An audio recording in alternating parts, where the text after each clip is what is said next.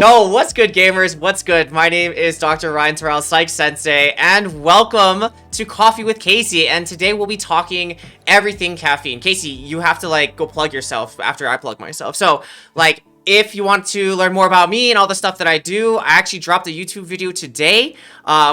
Reading with Ryan is now live, so if you want to read an article with me and get some nuggies from there and follow the bouncing ADHD ball, follow that video on my YouTube channel, which you could find from our website, psychsensei.com. Casey, plug yourself, go. Yeah, you can find me on Twitter. It's probably the easiest way to get me at Casey Thomas RD. I also have some fun articles up on gamerdiet.gg. So if you're looking for any kind of nutrition tips, supplement tips that are relevant for gamers specifically and are completely evidence-backed, go check them out there. But just, yeah, anytime if you want to reach out to me, have any questions, concerns, feel free to hit me up. I love talking about this stuff. And yeah. Damn it, I forgot to put our tags under here too. So I'll put our tags. So under nutritionist, I'll put mine, and under dietitian, I'll put yours, and then they can follow us at on the Twitter, so I can do that. But yeah, today's topic is everything that we're talking about, the drug that we are doing today, Casey, I guess, huh? And all the good stuff. But before we do that, what was the fun fact of the day, my dude? Yeah, so fun fact, I'm a terrible son. My mother, she got me this little mini calendar that you can kind of see, and you're supposed to rip it off every day, and it gives you a little fun fact.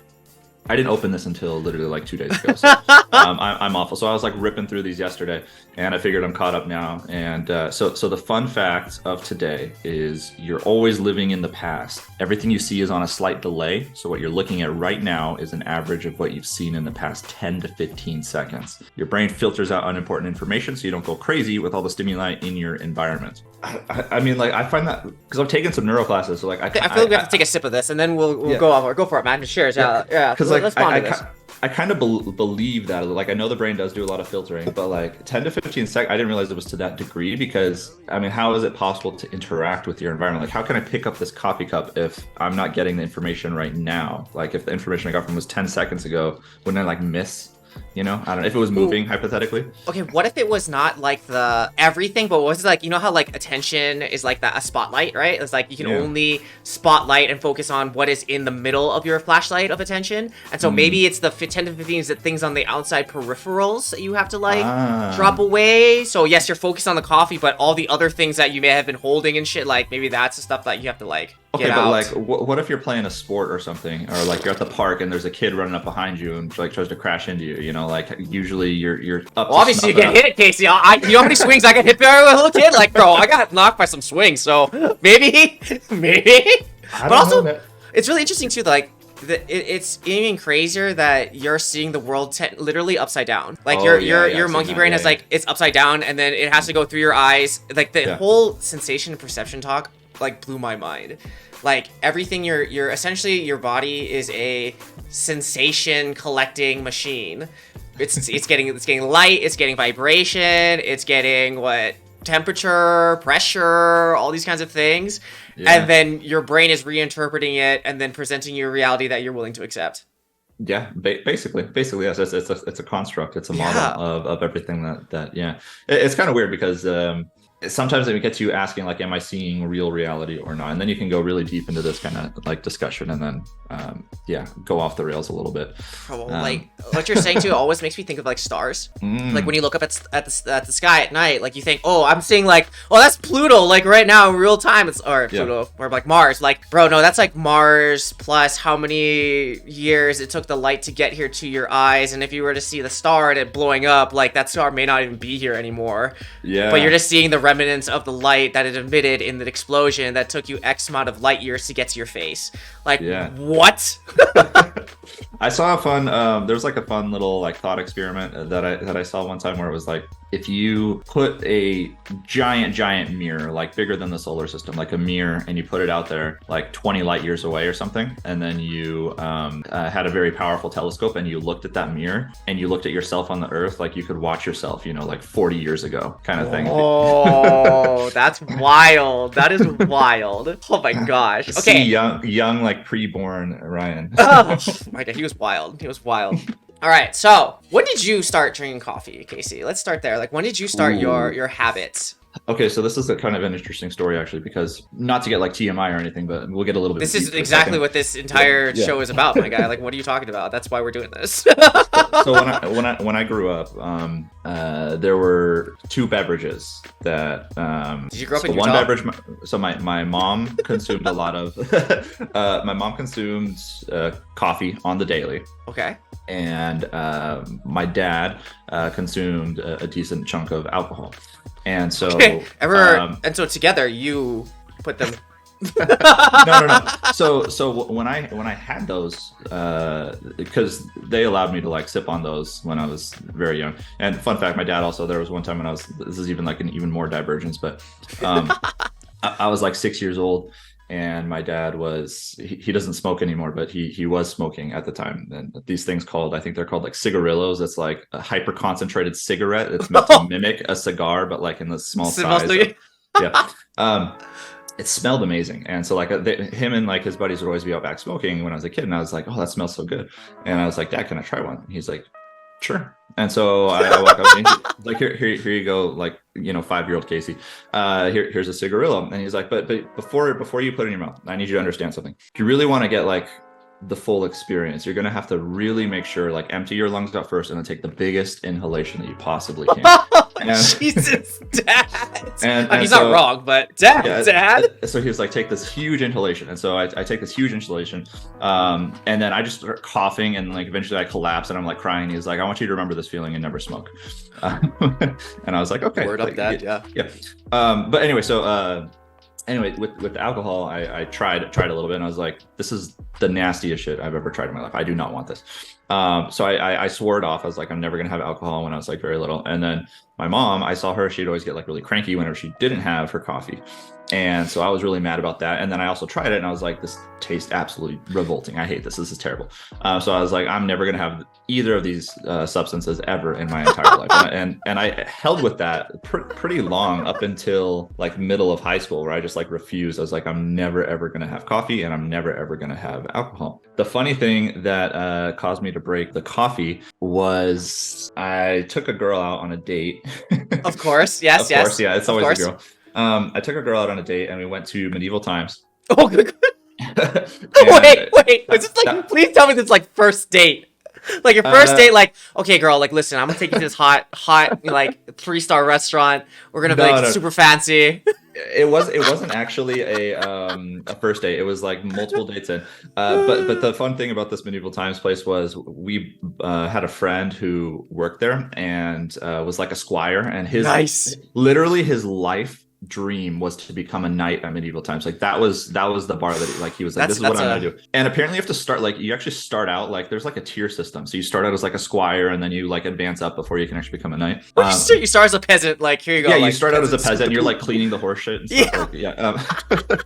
But anyway, he could hook it up so that way, I talked to him, and he was like, oh, I can make sure that our knight throws your girl the rose, and I was like, okay, cool. Fancy. That's a flex, mind you, in the medieval world. Yeah. Anyway, so at dessert at Medieval Times, what they serve is they give you like a little like pastry, and they give you a cup of coffee with it. And I didn't want to be, awkward. I was like, she's like triggering. She's like, oh man, this coffee is so good with this pastry. And I'm like, oh god, I'm about to break my like sworn oath for the girl. I promised I would never ever drink coffee, and then I was like, okay, I'll try it. I'll do it. Girl. Yeah. And so I was like, all right, let me take a sip of this coffee and let me have some of the pastry. And the first sip I had was very bitter, and I was like, this is kind of weird. I don't know if I enjoy this. This is still pretty bad. But then like it left this residue on my mouth, this like taste, and I was like, this is unctuous. Like I want more. It's almost like umami. Unctuous. Yeah, I was like, what this a word, unctuous. Okay. And so I ended up like finishing this, and I just like kept like craving it more and more and more. And that's when I learned I have a very addictive personality. And then I pretty much that like unlocked the floodgates. And I'm not like I have to drink like a pot of coffee a day kind of guy, but I do love coffee, and I do my best to avoid it when possible, because I would just be like hard addicted. Nowadays I'm drinking fair chunk, like at least half of the week. I know that if I just let myself go loose, that I would go kind of crazy. Oh, bro, join the dark side, man. It's not that bad. So yeah. What I took away from that story, Casey, is that this girl really screwed you up. That's what I'm taking away from this. You know? Yes. And she's probably living her life now. not even knowing the damage she did to you, man. Yeah, I know. That was an interesting relationship. We don't need to go into that one, but yeah, it was interesting. It was fun. It was fun while it lasted. I did the same thing. Well, my grandpa was an alcoholic, so I was like, I don't want to do that. Everyone's families and this and that. Yep. And then my dad, he always drank coffee in the morning. My mom, she drinks decaf because she doesn't like the physical symptoms that it gives her, and then she gets like scared. So my dad would always drink coffee, and then I would get up with my dad because I'd get up when he get up, and so we just like walk around the yard because he's like, that's his thing. He likes the yard and like walking around and looking at all the things he does in his yard. So he'd have his cup of coffee, he'd go outside, and I'd walk with him, and I like, oh, it smells great. I love the smell of coffee. Like you, I love the smell of like cigarettes too, even though like my grandpa like loves cigarettes, and like it did the same thing. He's like, can I hold it? And then I burnt my finger, and I was like, I don't want to do this. And then so we were walking, I was like, oh, can I have some? And same thing, as a kid, it was bitter, and I was like, I don't like this, but I feel fancy and regal drinking this, you know, like. And then it was. Wait, how old were you when you were drinking? It was like middle school, maybe maybe like 6th grade, something around there. But it was not like he never gave me like a full cup. It was only like a couple of like small like amounts if I wanted some. But I just holding the cup just like my dad, right? That was something cool. And then it really took off in college. That's where it was. And it was not drinking it out of like, oh, I want to be like a sophisticated college kid because I was broke and didn't have any money. So there was not Starbucks. It was like whatever the University of Oregon convenience store had. And so then it was the biggest cup of coffee I could have because like, oh, this thing is supposed to keep me up, right? And then it was sugar. Like I didn't like to say, so 2 packs of sugar, so it was bad. Like two creamers, and that's how I take it. And then I think it was the summer I went home after my freshman year, we went to McDonald's, and I was like, oh, can I get coffee, Mom? Because I'm in college, right? Can I get coffee? And Mom's like, oh, you want coffee? Okay. And she's like, okay, order your coffee. I was like, oh, can I have like a coffee with 2 sugars and 2 creams? And she's like, okay. And then we get to the coffee, and she's like, oh, here's your flamey, toxic-y, like, foo-foo coffee. Take it. And I was like, oh, I guess I just drink it black now. Oh man. Yeah. Wasn't there a lawsuit with the McDonald's coffees where it was like too hot or something? It was guess what happened was like they made the coffee really, really hot. I guess like Starbucks did the same thing too, because they assumed like you're not gonna drink the coffee right away. Oh. But then the lady like spilt it on her leg, and it was like super hot, and it burnt her, and then she sued her because the coffee didn't say it was hot. Because my granny, she used to get straight up black McDonald's coffee like every single day. That's what she would do. And I swear I tried holding that cup one time when I was a kid, and like I couldn't even hold the cup. It was just like on too fire. Hot. Yeah, I was just like, this is crazy. How are you drinking? Like she was just straight chugging it. I'm just like, I don't know how you're doing this. Okay, wait. So with caffeine and coffee, this is the thing that I'm thinking about though. Like people think that like caffeine is like safe, you know, because they put it in everything. It's in like Coca-Cola because they took the Coke out. Would love to taste it. But I think because everybody like it's so accustomed in society that like caffeine's in things because it makes you feel good and gives you a little woohoo, I'm up. Yeah. But I think the thing I want to like start off and discuss with you is like, is it really safe, or like the perception of it being safe? Because at the end of the day, like the discussion I've had with some people is that caffeine in itself is a drug, isn't it? Yeah, it's depending on what metrics you're looking at, you know, like over half the world is consuming it regularly. You know, sometimes people will say like over 70-80% of the world's consuming it regularly. Like it is very widely used, right? Like this is just all the time.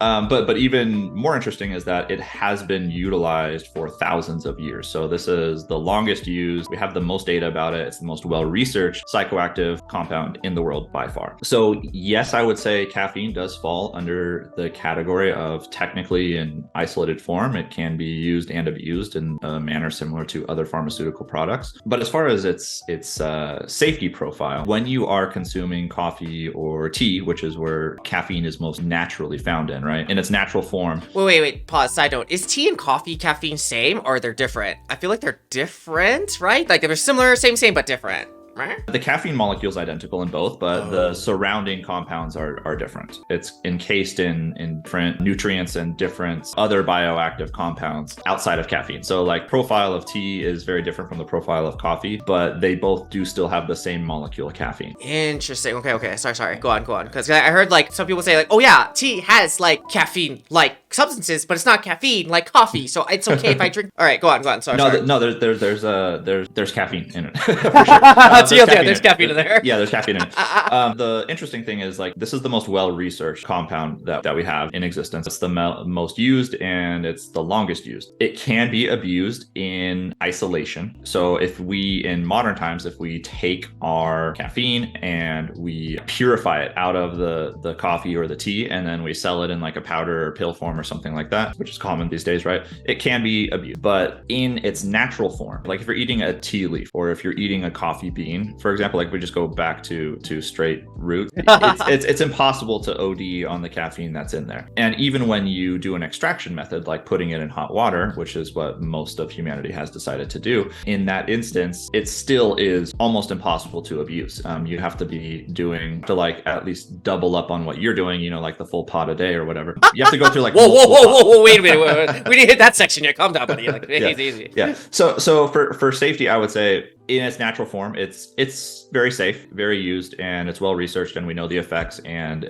it's actually health promoting. So in its natural form, mind you, in its natural like bean ripped form versus and even just like cups of coffee or cups of tea. And I was actually talking to Jordan yesterday about this, Dr. Respawn. The early literature was like, oh, they did these population studies, and they're like, oh, we learned that drinking 1 cup of coffee is good. People live longer and they have less incidence of different diseases. It's like, oh, cool. And then they're like, let's test 2 cups per day. They tested 2 cups per day. And then they're like, oh, 2 cups is better than 1 cup. And then they're like, oh, let's test 3 cups per day. And then they're like, oh, 3 cups is better than 2 cups. And this kept going. It seemed to be like linear, and it didn't end. And I think the most recent meta-analysis came out and was like 7 cups of coffee per day is better. It just seems to keep going. Like there's no end to it. So as far as health effects of coffee and tea, I would argue that they are absolutely amazing for health and longevity and disease risk and all that stuff. I'm doing great. The catch is when we look at these studies. There's always a catch, man. There's always a catch. The catch is when we look at these studies, those are looking at specifically like those by themselves. And what I mean by that is like a lot of times people will go to Starbucks and get like a triple frap macchiato, whatever, with like whipped cream on top and all this kind of stuff. That's very different than a standard cup of black coffee. And so the studies that I'm talking about are looking at unsweet tea and just like straight black coffee kind of thing. It's not like the additives, which might throw your calorie balance off or just otherwise be straight trash for you. So safe in natural form and very healthy as far as all the data suggests that these things like probably should be consumed on a regular basis for most individuals.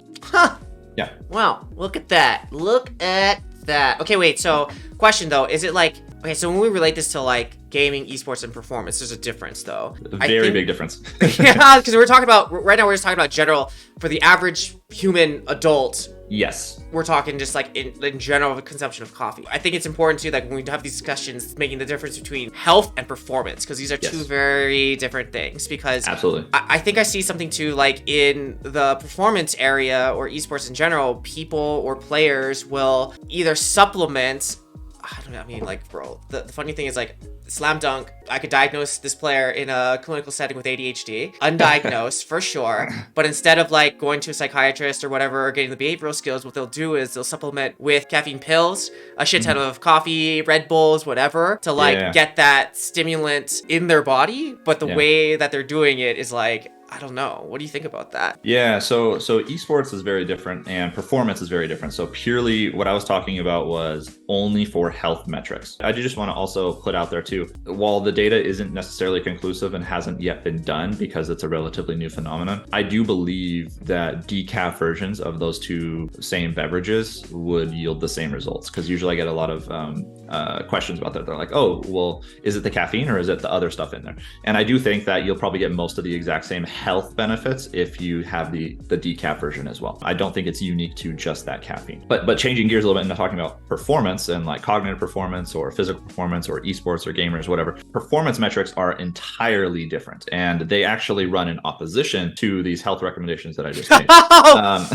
Balls. Yeah, exactly. So if you want to leverage caffeine for performance reasons, you have to be strategic with it, and you cannot be caffeine habituated. So caffeine habituated simply means your body is well tolerated. You're consuming so much caffeine that your body is used to it at that point. Mm-hmm. If you are in that situation, what's happening is your body is so used to having the caffeine that if you didn't have the caffeine, you'd be brought down a little bit. You'd have withdrawal effects, and you'd be brought down on a performance level from like 100 to maybe 60% performance, something like that. And when you ingest your caffeine, caffeine, what you're doing is you're partially restoring some of that lost performance. So instead of going from 100 to 60% without the caffeine, now you're like 80, 90, 95% of where you could have been. So your performance is getting partially restored with the caffeine. And it's not taking you from like 100 to 110%, which is what a lot of people want. It's just making up for some deficit that would otherwise be present. Okay, wait, so wait, hold on. Yeah. This is how I translated in my head.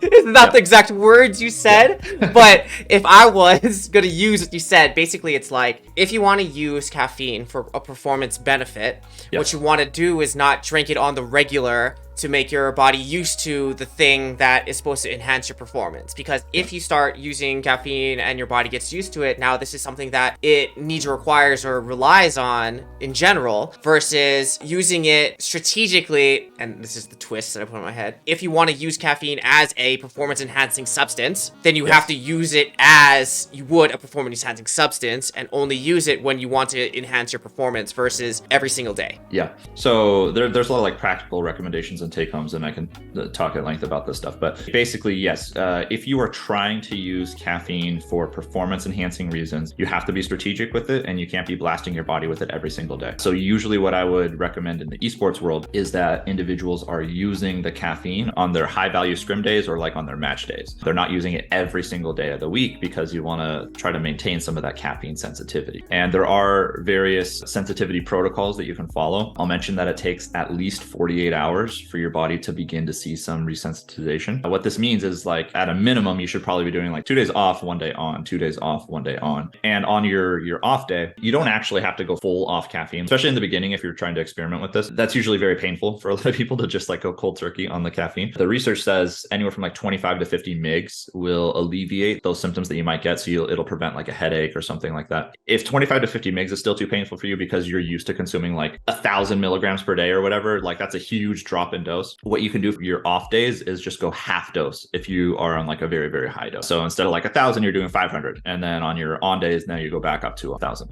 And there are like other caffeine washout protocols. You can see further resensitization by extending that out a little bit up to about 3 weeks. So like you will be maximally resensitized to caffeine if you're off for 3 weeks, with a minimum time of improvement seeing after about 2 days. That's kind of what we're looking at here. And in esports, again, I'm definitely recommending strategic use, because otherwise it's just not going to do what you want it to do for performance. And usually in esports too, there's a big asterisk. A lot of times in esports, individuals are using caffeine as a crux for bad sleep. They're getting poor sleep and they're using it to make up for the fact that they had poor sleep. We need Bonner, man. We got a third. Hey, introducing Bonner. He comes in. I know. Talk about sleep. He's going to walk through the door at the coffee shop right there. Yeah. He's going to come out. So I'm no sleep master by any means, but in these individuals, caffeine is a very, very poor substitute for the good sleep. Like you will see far greater returns on your performance if you are getting better sleep than if you try to overcome it with some kind of caffeine supplement. So always, I'm just talk to Bonner, talk to whoever, but get your sleep dialed in first, and then we can start to look to utilize some of the caffeine. It's like it goes back down to this is again, performance enhancing substance, not a substance you need to live, essentially. Because if you had the sleep, the eating, the exercise, the ADLs, the foundations of health down, this can boost you, but it's not supposed to be the quick fix or the replacement. The side note thing too is it's crazy when you're talking about dosing and stuff like that, because if we're talking about some other drug, we'd either be illicit drug dealers or not those kinds of doctors, you know what I mean? But we can talk about these specific milligrams of this thing because it's such a commonly used substance. It is really interesting with that regard, because it's so common, it almost gets a free pass. But there are other drugs that are regulated as pharmaceuticals that are much more benign than caffeine, I guess you could say. So it's really interesting. And we actually saw a funny thing happen in the sports world, where there was a hot minute where they tried to ban caffeine just across the board because of its performance enhancing. Yeah, they were let's just ban caffeine because we recognize that it's a performance enhancing substance. And then literally every single athlete was just popping on the drug test left and right. And It was, but it was because it's in everything. It's because it's in everything. Yeah. So it's like, oh, I had a chocolate bar and I had some caffeine, or, you know, some people thought that tea didn't have caffeine in it, or like, you know, sodas had caffeine.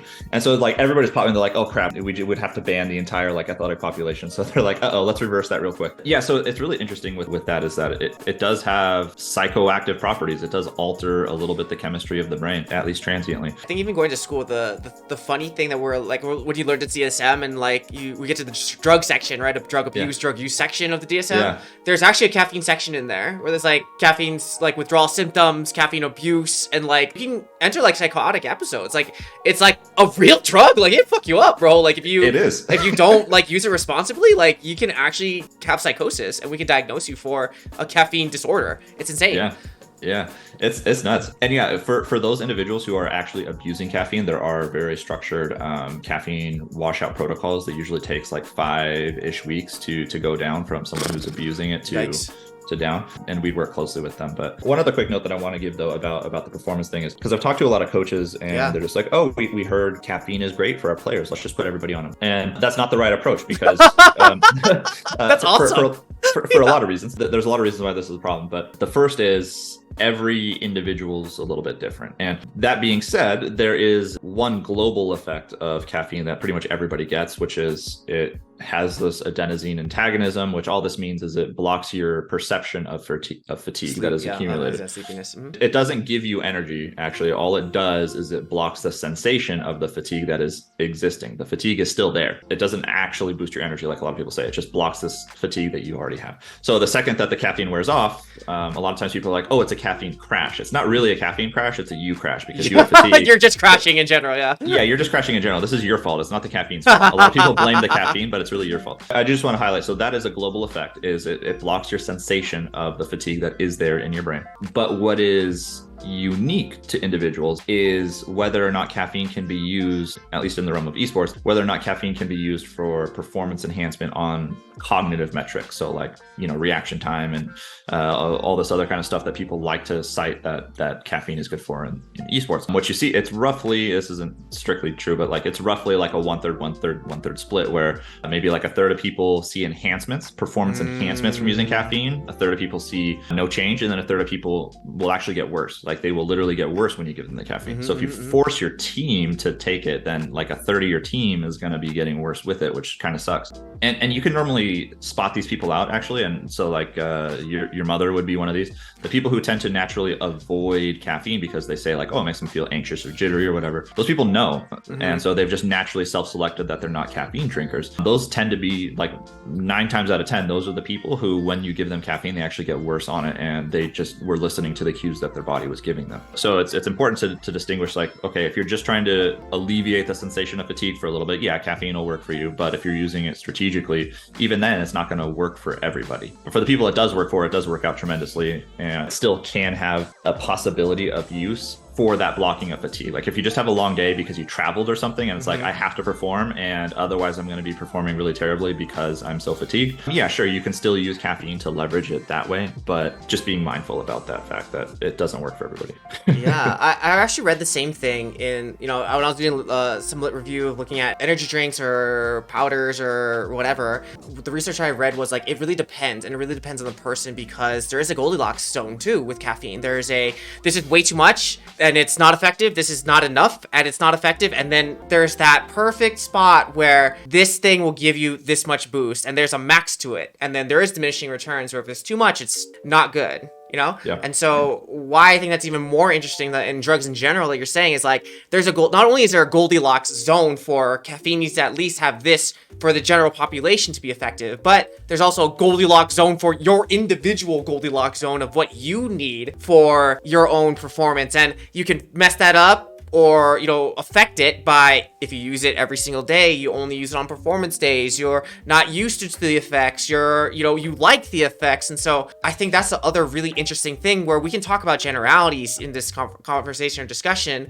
but it really is at a certain point of like, okay, you have to do some self-science now. There's actually a really interesting observation. And when you really dig into like the nitty gritty caffeine literature, we actually don't know if caffeine is performance enhancing on really, really high value value days. So like, for example, like on a match day in esports or in traditional sports. And the reason is because a lot of times on match days, you have a lot more circulating stress hormones, like your adrenaline's flowing and all this kind of stuff. Interesting. And so in comparison to maybe like a lab setting where they might actually test you, where you're a little bit more relaxed, you're like, oh, I don't care. There's some guy's just going to like ask me some questions after I drink a cup of coffee. And it's like, it's not really in arousing situation, like an alerting situation. Yeah. But on match day, it's like, oh crap, like I'm in front of like hundreds of people. They're watching me. Like my contract is on the line. I got like my teammates depending on me. Like there's a lot of like things going on, right? And so when that happens, like you just get all this like crazy hormones going in your system. And we don't actually know if caffeine is doing anything extra than what those would naturally do anyway. Like we don't know, because it's really hard to replicate a true situation like that in a lab setting. It's almost impossible to do that.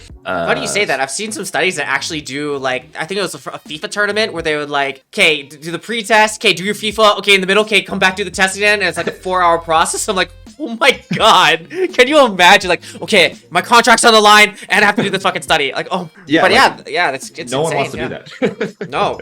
Yeah.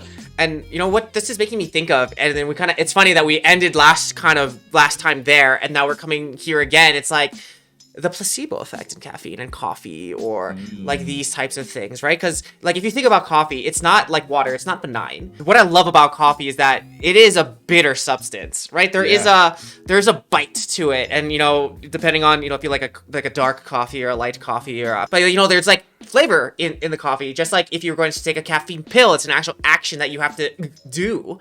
I'm wondering too if like there is that interpretation, or once you have that relationship with coffee or that substance, that you have that expectancy effect, kind of like alcohol, where if I drink this thing, it's going to give me this effect. That's why you can give it to kids, like, oh, get crazy on this little duels, boy, and they act drunk because they expect that if I drink this thing that tastes like this, I will act this way. In the same way, I'm wondering if at what point that also becomes a factor where, yes, I am drinking that Red Bull or Monster or whatever, and there is that taste. And when I know that I drink this thing, I have this feeling. And when I have this feeling, it makes me perform better. And so I'm wondering how much, not only is there the caffeine in it, maybe if you're to match all those other hormones or things that are going in your body, but also the belief in, if I do this thing, if I drink this thing, I should feel this way and perform this way. Yeah, there's a really, really, really interesting study, which I think I wanted to talk about last time. But one thing I just want to highlight too, which is really common in stimulant literature and like various like nootropic and supplement pharmaceutical compounds and all this, there is a difference between feelings and actual performance measures. And a lot of times people cannot distinguish the two. Where, you don't say. Yeah, I mean, so they're like, I feel great, therefore I must be performing great. But if you measure them and you say, oh, you feel great, but are you actually performing better based off of like these objective tests? More often than not, in the realm of stimulants, what you see is that those two are very different. You see that, yes, they might feel amazing, but no, they do not actually perform any better. Yes. One of the fun studies that I like to mention with this is in NASCAR, they were notorious cocaine users, like notorious. Like over half of them were like using it and admitted to it. And they're like, I feel like a god when I'm out there. And they actually went back and they're like, well, let's look at the win rates of the people who, and just like rank them of like people who were using and people who weren't. Literally no difference between the people who were using cocaine and the people who weren't. Exact same performance. It's kind of crazy because you'd think that, oh, this crazy high stimulating compound might lend some performance enhancements, but it didn't. It had absolutely no effect. So then there's Mike Tyson. Exactly. Yeah. So that part's interesting. But so what you just brought up though was something that the study that I want to kind of share with you a little bit and get your thoughts on. This was a very fascinating study for me. This was probably one of, if I had to, oh man, I'm such a nerd. Like if I had to I love it. Let's fucking go. My top this was five, top 10. My top 5 like research studies of all time. Like this is probably up there for like one of my top 5 research studies. So what they did, okay, so here's some context. So the first thing is they wanted to just assess, it was an earlier research study, they just wanted to assess caffeine performance. Admittedly, it wasn't on a cognitive metric, it was on an endurance metric. They were looking at endurance performance. I believe they were doing a cycling 10-kilometer time trial. So like how fast can you cycle 10 kilometers. 10 miles, yeah. 10 miles, Yeah. 10 kilometers, whatever. Yeah. Distance. And so in one group, they had placebo. In another group, they had a dose of caffeine at 4.5 mg per kg body weight. And in the last group, they had 9 mg per kg body weight. And just for context, and I can, at the very end of our talk today, I can give like dosing protocols for people. But just so you guys know, like just what these numbers mean, 4.5 mg per kg body weight is like a good, effective dose for physical performance. You're gonna have to go to pounds, man. Like that is, we're Americans here, okay? Yeah, I know we don't. You have to convert to pounds. So 9 mg per kg body weight is extremely high. Like this is a dose that most people, when they take it, they're like, I'm even if you love caffeine, you're like, oh, I'm starting to get a little bit shaky, jittery. Like this is a little bit too much. My heart's gonna explode, kind of thing. Like this is very, very, very high dose. And so what they saw was in this 10-kilometer time trial, the individuals who had no caffeine and, they did whatever their performance was. The individuals who had the 4.5 mg dose, they actually had, it was like a 1.3% improvement, something like that. And then the people who had the 9 mg per caffeine, they had like a 3.1% improvement, somewhere around those. I might be getting the numbers a little bit off, but it was like 1 and 3% improvements. And what they found was that the mechanism behind caffeine for physical performance measures doesn't seem to be related to anything that you might see like on Google. The mechanism for caffeine for performance reasons, what it actually does is it blocks your perception of pain. And so because it blocks your perception of pain, you're able to work harder before your body gives up. And so what they saw was that the people who were in the very high dose, they were able to put much more work in and they accumulated much more like lactate and acid into their muscles. Like they were able to tolerate more burning feeling before they gave up. And just for context, by the way, so like a 1% improvement on a 10K time trial means like beforehand you were neck and neck and now the dude is like 1 football field behind you. And then a 3% improvement is like, okay, you guys were neck and neck, and now the guy's 3 football fields behind you at the finish line. So huge, tremendous performance enhancements, right? And the rub is that I just lied to you, which was what the researchers also did to the participants. And all 3 groups got placebo. They got all 3 groups were placebo. And no fun. but okay, so here's I like to talk about this with relation to placebo effect, and you brought that up, and that's why I wanted to get your opinion on this. We've known placebo effect is very real in nutrition science for a very, very long time. Like placebo effect's well documented all the time. This was the first ever study that showed not only was placebo effect there, but there was a dose response placebo effect. So what this means is the strength of your belief determined the strength of the performance enhancement. So the people who thought they were getting the 4.5 mg per kg did modestly better. And the people who thought they were getting the 9 mg per kg did a lot better. They did 3 times better.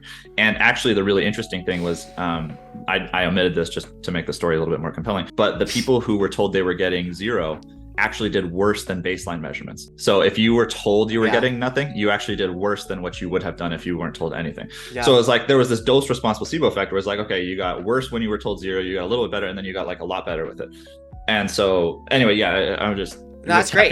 There's like this placebo and also belief effect, and I think you mentioned a lot of those things too. So anyway, that like captures everything. That's like, well, I think what's really interesting is the dose dependence, because yes, that demonstrates placebo works. Dose depends the new curveball, and then also it demonstrated nocebo, the opposite of that, which is crazy. I think the other interesting thing that I liked with the placebo effect was the sham knee surgeries. Like that was insane, where like they would have like you tore your ACL. Yeah. And typically what they do for ACL is like they take cadaver ACL or whatever and they put that in there, and they're like, this is back in the day when the study was done. There's other techniques now, but that's what they would do. And so for one group they actually did that, and then for another group that was orthoscopic, and so they would just like put the 3 holes in your, like they'd put you out and they put the 3 holes into your knee, and then they tested performance of the person who actually got the surgery and the person who got the sham surgery, and they showed that there's practically no difference between the two. Is that legal? I don't know if it's legal. I guess if you sign the consent form, anything is legal. Yeah. And when it passed IRB, fuck it, I don't know. But like, I thought that was insane too. Like the physicalness too. Like whatever you do, it's just the belief in that you got the thing, or that it's going to help you. I think on the other side, what's really crazy too is that if you believe that something isn't going to help you, it doesn't too. Or if you think something's going to harm you when it's actually going to help you, it's the same thing. I mean, that's the same thing when they do like the chemo treatments, right? So when they give you chemo treatments, you don't want to eat, and so they give you a pill or something that's really bitter. And so you associate I'm going to get sick when I take this pill, but it's not the chemo, so you can eat after. Yeah. So it's these really interesting like brain tricks that you can play with yourself, but you really have to believe it. That's the hard thing, right? Like, you could really have to believe it. Yeah. So whenever I'm working with esports athletes, any supplement that I might recommend in good faith is like, being healthful. I always try to hype it up a little bit. Like I always try to hype it up a little bit to get them a little bit more bought in, because then it makes it more likely that it will actually give them the performance enhancement that they're seeking. I do believe that this plays a big factor in even the people who could respond to it, the variableness with which they respond. So like some people have large magnitudes of improvement, some people have very modest magnitudes. And I think that the belief effect is a large contributor to this variability that we see between individuals. So yeah, caffeine is one. We have some documented physiological changes that occur. We even know in the realm of some other areas that the belief can actually trigger down into biochemical changes within the body. So like your hormone profile can adjust, your blood measures can adjust, and all sorts of things. So belief, starting in the brain a little bit, actually can have a physical, measurable, objectable. So what you're saying too, though, is I'm gonna translate this a little bit. So what you're saying is that like if you actually believe that sleep was helpful, yes, and that it's restorative, it would probably double down the effect of sleep, right? Yeah, but the problem is that like if like we're screwed right now because the very act of us having this conversation means that we can't really leverage these strategies for ourselves, which kind of sucks. That's true. That's true. But that's why we're doing it for everybody else, right? It's not for us. We're the sacrificial lambs here. We're just here to help everybody. Yes. But yeah, so within reason, like if you can hype it up and make yourself believe a little bit more, I think that goes a long way. And I think team culture sets that a lot. And sometimes you have maybe like IGLs or something who are like, yo man, this supplement is fire, right? And they're like, this is the best thing ever. And then all of a sudden everybody else starts taking it, both because of like FOMO, but two, then it's like, oh dang, it's helping him, so it's definitely going to help me out, right? So that belief effect is quite powerful, in addition to the measurable physiological effects that we see with something like caffeine too. Oh, okay, full circle moment then. From where we started this conversation of, what you see and, how you perceive things and what you believe in, with the what you saw was like 10 seconds in the past, like everything. And now we're here. Like, what I'm thinking about now is like, okay, well, it's really interesting now to think about like all these things. Yes, there is a physiological effect and these things do exist. At the same time, it's really interesting that the conversation comes back down to how much your perception or your beliefs in things can actually enhance, or what's the opposite of enhance? Dehance? Unhance? Unenhance? I think it's unenhance. Yeah, I don't know. I always say detriment, but that's not the right word. There could be a detriment into the effect of the things that you're doing. Yeah. Right? No, dude. Now I'm thinking about like all the stupid like social cultural things like crash diets, or like all the things we thought were supposed to be good or whatever, and now they weren't, or the things that, they weren't good, but they were good. There are other factors like confounding variables that are the actual cause rather than, whatever supplement it is that you're taking. So for example, usually people who are seeking out some particular diet or seeking out some particular supplement, they're doing it with a particular goal in mind. So let's say I want to be more healthy, or, oh, I want to get better performance, or, oh, I just want to get more fit and shredded for summer, right? They have this goal. And then what they do is they adopt not only that one pattern, but they also adopt other patterns that are conducive for that exact same goal. So what I mean by this is like a lot of times in the literature, we get a huge confounding variable, which is, oh, we have an individual who signs up for a nutrition research trial and they're trying to take their health serious because they're trying to get shredded for summer. And so not only do they do the diet that you prescribed them on the research study, but they also on their own time started working out. Yeah. They also quit smoking. They also quit drinking. They also started sleeping more, all this other kind of stuff. And then the research will say, oh yeah, it's because they went on this diet.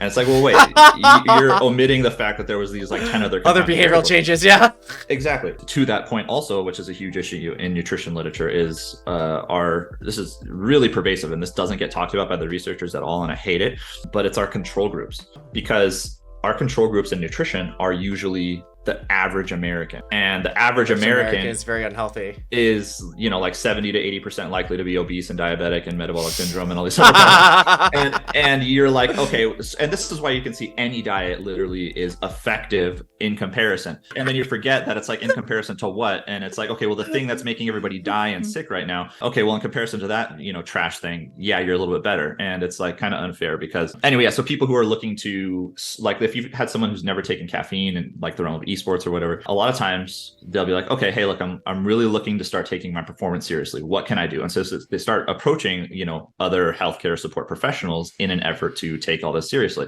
So they're like, okay, I'm going to start exercising. I'm going to start using the caffeine protocol like Casey recommends. I'm going to like take my mental serious. I'm going to talk to you. I'm going to get my sleep. I'm going to talk to Bonner. Like they're doing everything right all of a sudden. And then they might tell their teammate, oh yeah, it was the caffeine that did it. And and it's like, well, wait a second. You just, come on, give a little credit to everybody. So yeah, I do just want to call attention to that sometimes people misattribute things to the obvious like pill or substance that it is that they're taking, because that's a very noticeable difference in their patterns, right? It's like, oh, I started taking a pill, and then they're like, oh, so whatever happens, it must be related to that pill, because it's very obvious, it's very like concrete, tangible. I see that all the time, and I don't like it. Yeah, I agree with you. Like, I think that one of the most frustrating things is that you're saying is that like most of the time in esports, especially because I don't know if maybe it's the culture, because it's just nowadays, maybe it's just like esports in general, that everything is so fast. Everyone's looking for like that shortcut to min-max thing. What's the next thing I can do that's the quickest? I really hate the min-max vibe in nutrition. I hate it so much. I get that asked a lot now. People are like, oh, how can I min-max this to just like really go 100% all in? And I'm just like, sleep, drink water. Have you seen a piece of broccoli in the last year? Yeah. Like there's a lot of stuff like that. And it's just funny because they want to go all in. And we have very clear data which shows like people who have overly restrictive protocols like this, like they are much more likely to fall off the wagon and develop poor relationships with food and supplements, and overall become less healthy in the long term than this. So yeah, it might work for a little bit for like a week or two, or maybe a month or two even. I have a lot of players who have these like cyclical patterns where they're just like, oh, I'm so good. If I can just get back on that thing that I was doing a while again, like I can be so good again. And like but they forget that they've been on it and off of it like 10 times, and clearly it's not working or having any measure of like sustainableness. Because I get the same question too, like what's the fastest way I can like improve my mental? Yeah. And I was like, that's just do the opposite. You want fastest? Just do the opposite of what you're doing, and you're gonna be just fine. They don't like that. Like, what do you mean? Like, well, what do you mean? Like, okay, well, there are some things that we can do that will help in the short term. Yeah. But if you want consistent, high-performing results, we have to make consistent, high-performing changes. Do you want to do that? And they're like, no. No, I don't. Yeah. I mean, yeah, I do, but I don't want to do the routines, man. I don't want to the training schedule and like actually like write stuff down. Like, who does that? It's like, yeah, no one does it yet. But if you do it this way, it's much more intentional. Well, how do you want to do it? It doesn't have to look like this, but this is the things that you're going to need to do consistently if you want to have this output. Yeah. That's something that absolutely frustrates me, because a lot of times people will tell me, oh, I'm all in on changing my nutrition. And I'm like, okay, well, what if we adjust your meal here? And they're like, no, it's too much effort. What if I have you make a smoothie? Not too much effort. And like everything is just like too much effort, and everyone wants results with zero effort. And it's like, this is not how you get results. In nutrition world, we have the data. It says at least 10 weeks is necessary to create a new nutrition habit, to even begin to create a new nutrition habit. But a lot of times, so for me, as a nutrition professional, I usually don't start there because I know they don't like to put in effort with things. That's why I like caffeine and coffee protocols and so on, because you will see instantaneous effects with people when they're taking coffee or caffeine or anything like that. And for them, it helps me get buy-in with myself and with nutrition processes. And so then there's like, oh, I listened to Casey and this thing helped out. And so then I'll start implementing stuff that has longer timelines as they get more and more buy-in. And the old foot in the door. Yeah, like caffeine is a big foot in the door for me to just get them a little bit of buy-in, because most gamers and esports people are already taking caffeine and they have their own things. And so when I optimize it and get them feeling good, then they believe me a little bit more, which is nice.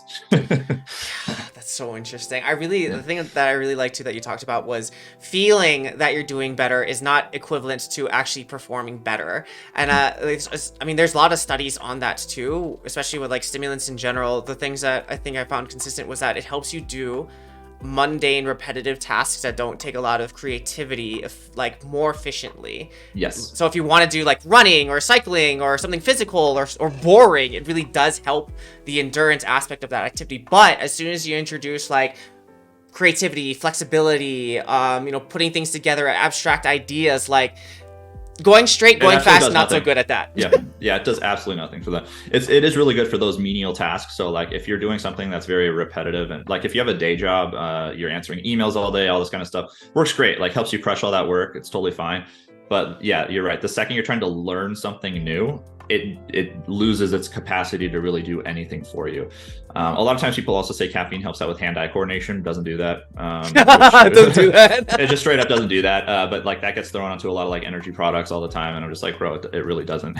Yeah. I mean, it does have several good performance-enhancing qualities, but yeah, it's not the end all, I would say. But a lot of people just like it because it makes them feel, and there is a mood lift associated with caffeine. Yes, there is.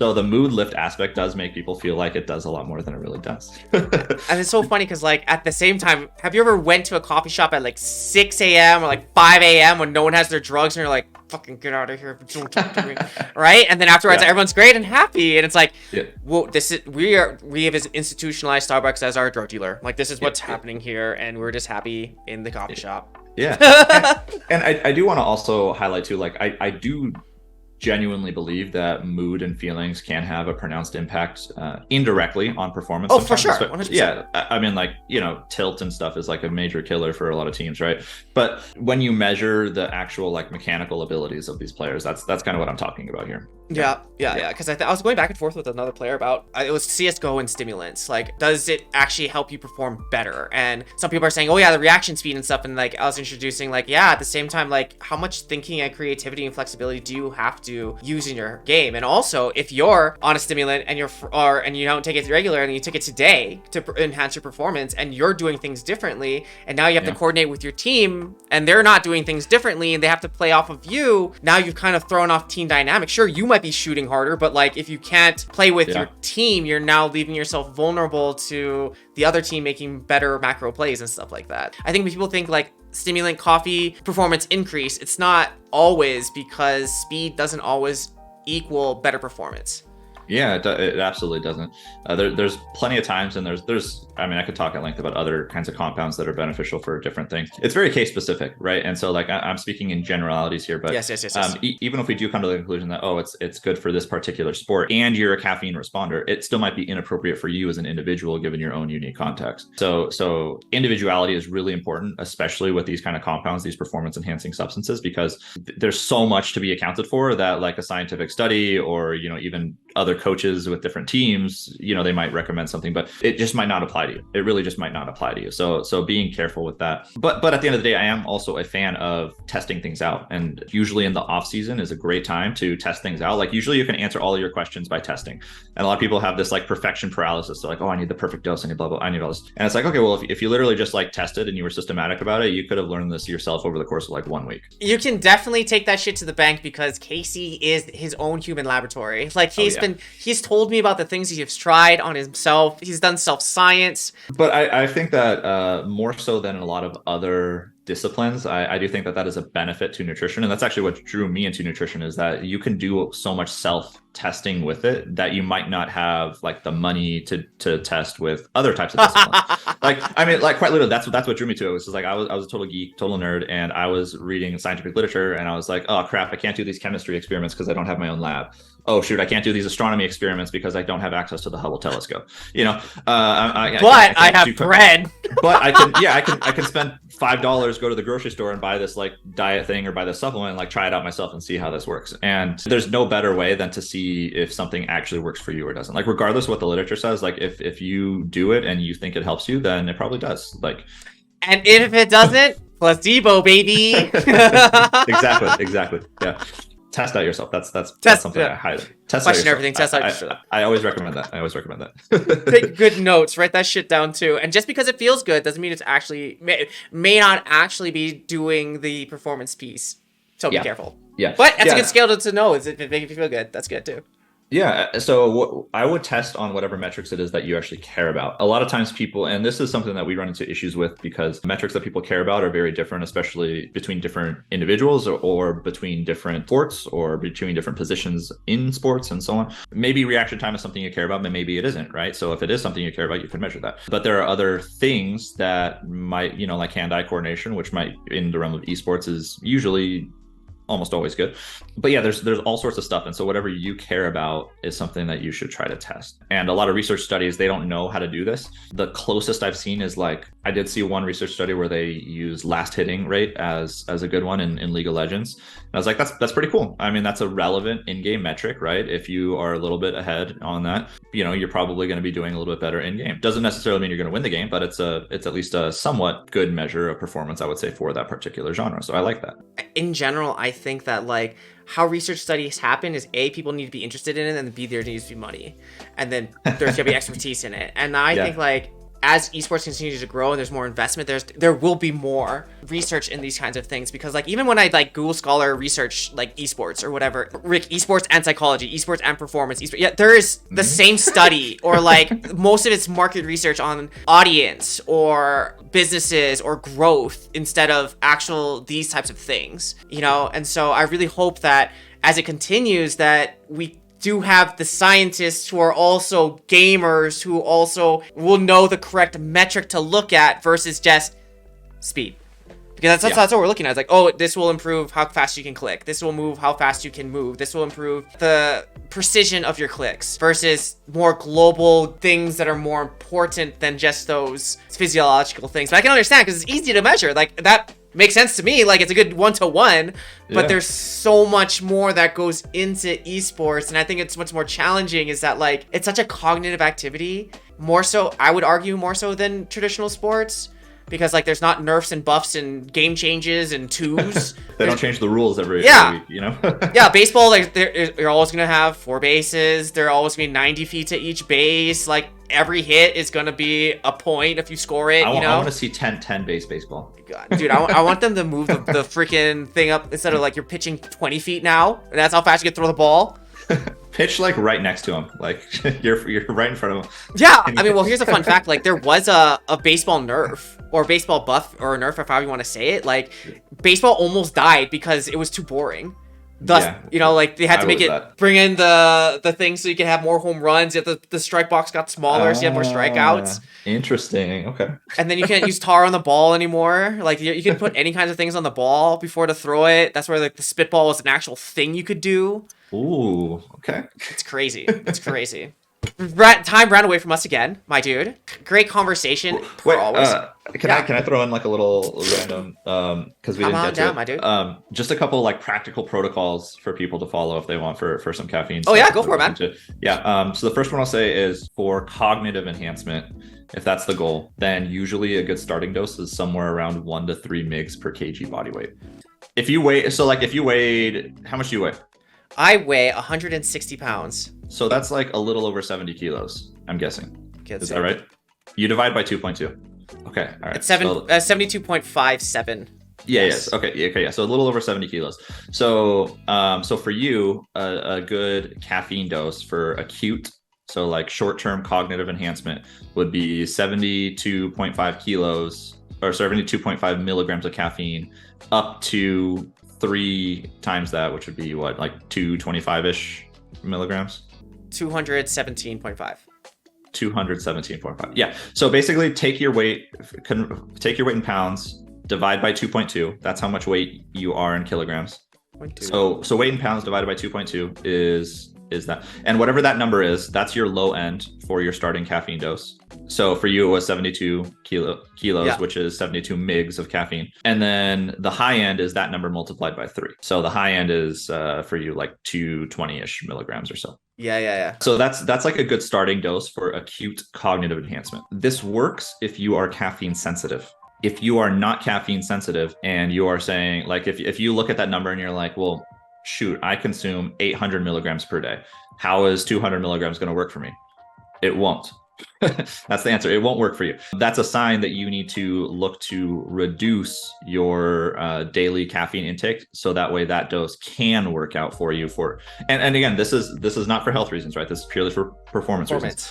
So for performance reasons, you should be at a spot where 3 mg should be suitable to give you acute cognitive enhancement. If you're not and you have to reduce your dose, then if you're consuming more than that on the daily, then that's a sign that you should probably look to start weaning off your caffeine a little bit until you can get to something like that. But for health, it's 7 cups, right? But for health, go for it. Yeah. That's what I'm hearing. Yeah. For health, keep going. So when I say acute enhancement, typically what we say is that you're going to get some uptime for about 4 to 5 hours of this benefit. And after that, the half-life is starting to be reached for the caffeine, and you might need a little bit of a caffeine bump if you're going to be having extra need for extra performance. That's situation one. So you have like an acute task, like a singular task that you really need performance enhancement. If you need sustained performance across a very long day for whatever reason, so let's say it's going to be like you're very type A, or you're just very busy and you need like 16 hours of uptime. In the military, if they have like multiple day watches where it's like I have to be on for like 48 hours or something, right? Like it's a very, very long time. What you will then do is you will break up your caffeine into smaller increments and dose every 4 hours. So this would be roughly about 50 milligrams every 4 hours is what you would do. And you just keep doing it as long as you keep needing to be up for that time. And that'll give you a little bit of that sustained attention and alertness just to keep going and plow through that very long type of day. That's something you keep in your back pocket. Obviously, that's going to interfere with your subsequent sleep, which is not what you want to do. So be careful about that. But that is a protocol you can follow to keep in your back pocket. A note on sleep, I usually like to recommend people cease caffeine at least 10 hours before they plan on going to bed. So if you plan on going to bed at midnight, then have your last dose of caffeine no later than 2 p.m., that kind of thing. That helps make sure that your sleep is not being impacted. A lot of times people say, oh, I can have a little bit of caffeine and I can still go right to sleep. That's great. You probably can, but your sleep quality is significantly reduced when you have caffeine in your system. So you might have the same sleep quantity, but the sleep quality will be a lot impacted, and that's going to trickle down to the next day, feeling more fatigued and all this kind of stuff. And then it perpetuates the vicious cycle of needing more caffeine, because now you're going to need it to keep going, and you're going to make your sleep worse, and then you're going to need more caffeine, you're going to make it worse. So in general, 10 hours before you plan to go to sleep, that's a good time to call it quits. I do know in some cultures, they might have like a little nightcap of caffeine where they, like a little cup of coffee, or maybe it's like a cup of tea. Usually in those instances, it's a small amount, and it can work, especially if it's tea. It's very forgiving because it also has other stuff in there that makes it a little bit less nefarious as far as like sleep is concerned. If you are going to have a little bit of caffeine later in the evening, I would recommend it in the form of a tea rather than like a pure caffeine kind of substance. The time we went to medieval times, would you say it's like that amount, like that size of coffee? Yeah, that's probably it. So I mean, like you can have a little bit, and it's really funny actually, because a lot of the old literature and a lot of the surveys that they do when they ask people, so they're asking a lot of elderly people, like if you ask your grandmother what a cup of coffee means, it means something very different than if I ask you what a cup of coffee means, because the sizes of the cups of coffee have actually changed over time. Oh. So back in the heyday, a standard cup of coffee was like 4 to 6 ounces. It was like this big. But nowadays you go Japan? Yeah, but you go to like McDonald's or Starbucks, yeah, the smallest you can buy is like like this big, right? It's yeah. So the amount of caffeine ingestion when I'm talking about this is based off of that old metric. So when I say like the 7 cups of coffee, by the way, I'm talking like the I'm fucked. Yes. You're talking caffeine, like 6 to 8 tiny 6 to 8 ounces. Yes. Yeah, not like a 24 ouncer of coffee every single like hour. So just being mindful about that. It's getting worse and worse for me, man. Like it's just we were having such a good morning, and now like my perception of life has just gone down. You probably could cut a little bit of your caffeine, but for health reasons. But we don't know actually. Maybe you're doing the right move, right? It's been a linear increase so far, so maybe you're gonna outlive. I'm just ahead of the curve. That's what you're saying, bro. Like that's what I'm saying. You're literally ahead of the curve. Yeah. Okay. One other caffeine protocol I'll throw out there just to have during travel situations. If you if you're jet lagged, we have a protocol that I like to implement. You're gonna need 2 doses of 150 milligrams. You take the first dose roughly an hour after you wake up, and you take the second dose roughly 5 hours after you wake up when you're in the new time zone. And this has been shown to drastically speed up the time that you acclimate to the new time zone and alleviate jet lag symptoms. So it's a relatively high dose if you look at that. Like for someone who might be caffeine sensitive, that's a pretty high dose actually. But if you are someone who's like really, really sensitive, like I know some people who get really bad jet lag where they'll be like throwing up and then they just like can't move. It feels like they have a fever. Like it's really bad. So if you're someone who really suffers from jet lag and you're trying to get rid of it, or if you have like some kind of really high performing day right when you land, like the next day, sometimes people are like speakers at conferences or whatever, and they have to do a match day if they're a gamer, and it's like they showed up and they have to compete tomorrow. Your hands are tied, you're going to be jet lagged. So here's a protocol for you that can help alleviate that. The fun fact was like, okay, so yesterday I was watching like a Try Guys video where they're like on this, they had this new show, but they had this like an opera singer, and they said, what does this opera person use honey for? Apparently, opera singers will do is like, if they go to like they fly to a new city because they have to travel for the opera, right? What they will do is she will go down to the like a local honey store to get honey and eat as much honey as she can, because apparently before like she starts the tour in that state or that where they are, because apparently honey has all the histamines in the area. And so if you eat all the histamines, the honey, then you're less likely to have allergic reactions or whatever that you can't perform the opera. I was like, wow, I never thought about that, because where all the histamines are in the flora, and the flora goes into the pollen goes to the honey. And if I eat the honey, I'm locally like acclimated. So I have heard that, and I haven't been able to like fact check it yet. But I have heard that, and I do know some people have used that to success. So I actually probably should do some deeper investigation into this aspect. But I guess it would necessitate that there is local honey, right? Yeah. It's not like the bee honey and like the bear from like whatever. But yeah, like what if they just import it from like California, and you travel somewhere else and then they just fucked. Yeah. But yeah, I actually don't know. I don't know enough about that. But that's really interesting that the opera singers do that. That's pretty cool. Yeah, I had no that, and like apparently if you're like getting sick, she's like, I just get garlic whole and just eat it, so I stopped getting sick. I'm like, I don't know about that one, but the histamine one sounded correct. That one sounded legit. The garlic one sounds like my my hillbilly Southern family kind of remedy. Yeah, like a Chinese like remedy too. Yeah, garlic and like pickle stuff is fine. Like, I'm not going to say that this was given to me, but this was definitely given to me. Whenever I had a sore throat, like it's basically like they would do like a shot of whiskey with like cayenne pepper and like raw garlic and like whatever other nasty stuff that you could think of. They'd put it in there and they make you take it. And then like, does it work though? Well, traditionally it would be moonshine, by the way. And so here's the thing. It works because you're so focused on the fact that this was awful and burns, and it feels like there's a fire in your stomach now, that you just don't notice the fact that your throat is hurting. So it's a distraction, if anything. Or it could be a placebo. You gotta see, Casey, your problem is you gotta believe, bro. Like I gotta believe more. What I'm learning is that like I need to help you believe, bro. Like, I do. I need more. You just gotta trust in the science, and you just gotta believe. All right, dude. Okay, let's ask a fun question for Casey before we wrap this up, and we'll end on a tangent. We'll start on a tangent and we'll end on a tangent. Maybe that's our things here. Okay, if you're going to, in this stage of your life, career, where you are, what would you call it? What would you name this stage? What would I name this stage? Yeah, call it. What'd you call it? Name it. I don't know. Probably like finally growing up. I don't know. Finally growing up. Like, nice. I feel like I'm doing a lot more adulting, and I'm taking on a lot more responsibility, and I'm just like dealing with it. I don't know. It's not giving a shit as much anymore, I guess. Like, I'm very passionate about the things, but I feel like it's been a lot more common in the last like 5-ish years, where I don't let everything bother me. Like, it's okay to say no to people. It's okay that like you might be too busy to do something. Not everyone's going to be happy with you. That's okay. I don't know. I feel like there's some emotional maturity that's happening potentially. Wow, I like it. What about you? I don't know. I don't know what a title. I'll see like the tagline is like, it was like adulting, fuck it. That's what I'm hearing. I like it's I like that. I like that better. That sounds good. Adulting, fuck it. Fuck it. There we go. People are gonna like you. I can say no, fuck it, whatever. I'm a doopy. What about you? Where are you at?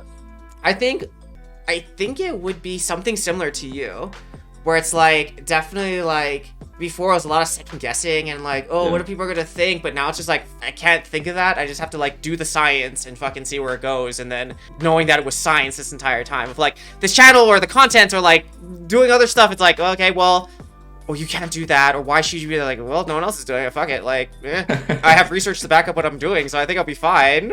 Let's go. I love it. Okay, so adulting. I'm gonna get a little adulting. Fuck it. Okay, so if you're gonna sum this up, I think my takeaways from this conversation was 1, placebo nocebo, and that there is a fucking dose dependence of the placebo effect. There's a difference between using caffeine for health and the caffeine for performance. And if you wanted to actually use it for performance as a performance enhancing substance, you have to treat it as a performance enhancing substance. I think the third point for me in this discussion would be, tea and coffee are same caffeine, different molecules. Yeah. No, I like those. I think those are some big, definitely big highlights. I also probably just want to say with regards to caffeine, it's individualized. Mm-hmm. Like don't just copy what other people are doing. And even the recommendations with the doses that I gave, right? Like I scaled it based off of your own unique body weight. So it's like based off of your body weight, this is the dose you should be taking. Mm-hmm. But even we talked about all the different context and the belief effect and all this kind of stuff too. So I think individualization and customization to you and just test it out. Like I think that's really important too. Sick. All right, shout yourself out, man. Where can they find you? Advertise, go. Shameless plugs. At Casey Thomas RD, or you can email me caseythomasrd@gmail.com. Super cheesy, I know. I think you'll put up the Discord thing too as well. So Discord's pretty easy to catch me. I have some fun articles on gamerdiet.gg. Admittedly, I haven't been as active on that as I should be, but if anybody has any requests, I'm happy to throw some new content on there and do a deep dive into any particular topic. But otherwise, yeah, just hit me up. I'm happy to talk about nutrition with anybody. So find him. I'll have to put up all your stuff after this. And you can find me at psychsensei.com. Come visit me on my website. Find all my content. I just dropped some content on my YouTube channel. So you can find that through psychsensei.com and find me on Twitter at the PsychSensei. So you can find all the announcements and other things that I do. I do it all via Twitter. And so I'll be sad if it dies, but at the same time, like Elon Musk rough. All right, friends. Well, hope you enjoyed some coffee with Casey and I. And, if you want to come back, please do. I will see you next week, Friday, again, 9 a.m. PST for another episode. And we'll have to talk about what we want to talk about next.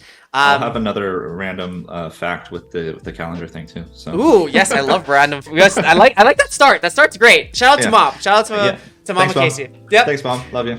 But yeah, we'll see you guys next week. You stay here. We have to do some thumbnails and shit, so you stay here. All right, friends. Well, you guys take it easy. Please be safe. Have a nice Friday and end of your day of the week, and we'll see you next week. Pieces. Mwah! Love ya. Bye.